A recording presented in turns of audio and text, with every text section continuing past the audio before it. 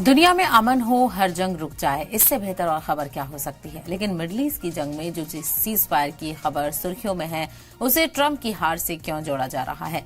ये सवाल ट्रंप से क्यों पूछा जा रहा है कि सीज फायर पर जब ईरान की शर्तें ही माननी थी तो 40 दिन की खतरनाक जंग के बाद क्यों। इन सवालों के साथ ट्रंप अमेरिका में ही ट्रोल हो रहे हैं। कैसे, समझिए इस रिपोर्ट से।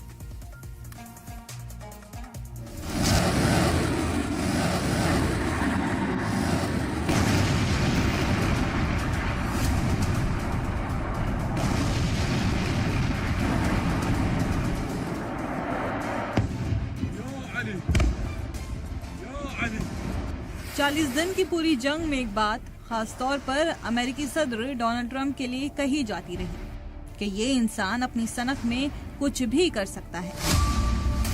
ये शख्स अमेरिका का ऐसा बदकिस्मत हुक्मरान है जो कभी अमन की बात करने लगता है तो कभी पीस डील की आड़ में सबसे बड़े अटैक का ऑर्डर दे सकता है। This is a critical period. They have a period of, till tomorrow at 8 o'clock. We're giving them till tomorrow, 8 o'clock Eastern Time. And after that, they're going to have no bridges. They're going to have no power plants. Stone Ages, yeah. Stone Ages. Trump ने Iran की पूरी तहजीब को खाक में मिलाने वाला बयान दिया और इसके साथ ईरान के अहम ठिकानों पर दिन में ही हमले शुरू कर दिए।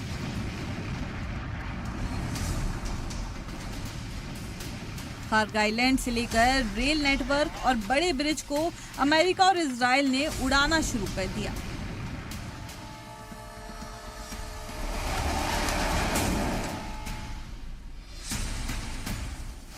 तो फिर शाम होते होते कैसे पलटी बाजी।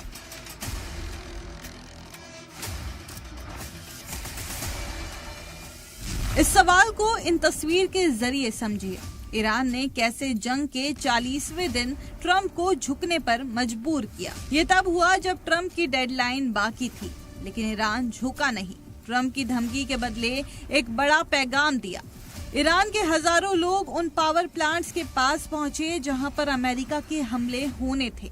इसके अलावा हमले से बिना डरे लाखों ईरानी सड़कों पर उतरे, मानो अमेरिका और ट्रंप को सीधा चैलेंज कर रहे हों। ईरान ने साफ साफ हॉर्मुज खोलने से इनकार कर दिया था।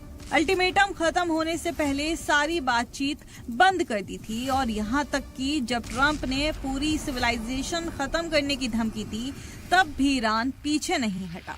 ईरान झुका नहीं तो ट्रंप ने अपने डिप्लोमेटिक चैनल को एक्टिव किया।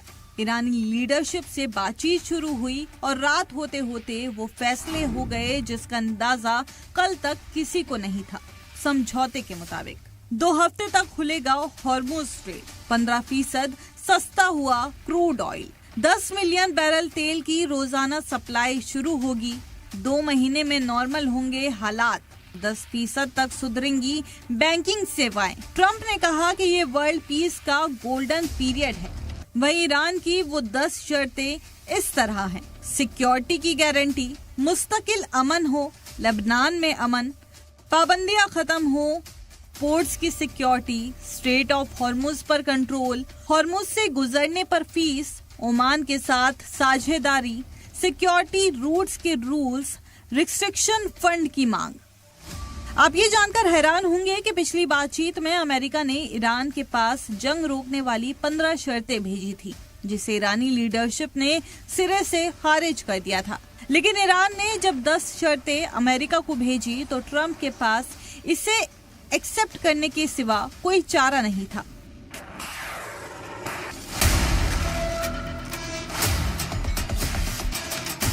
अब इस सीज फायर पर अमेरिकी सीनेट से लेकर सड़कों और मीडिया में नई सुर्खियां हैं। लोग पूछ रहे हैं कि ये सीज फायर है या एक तरफा सरेंडर। अगर जंग ईरानी शर्तों पर खत्म करनी ही थी तो फिर इसे शुरू करने के उन दावों को क्या हुआ जिसे अमेरिकी हक में बताते नहीं थकते थे ट्रंप। ब्यूरो रिपोर्ट, सलाम टीवी।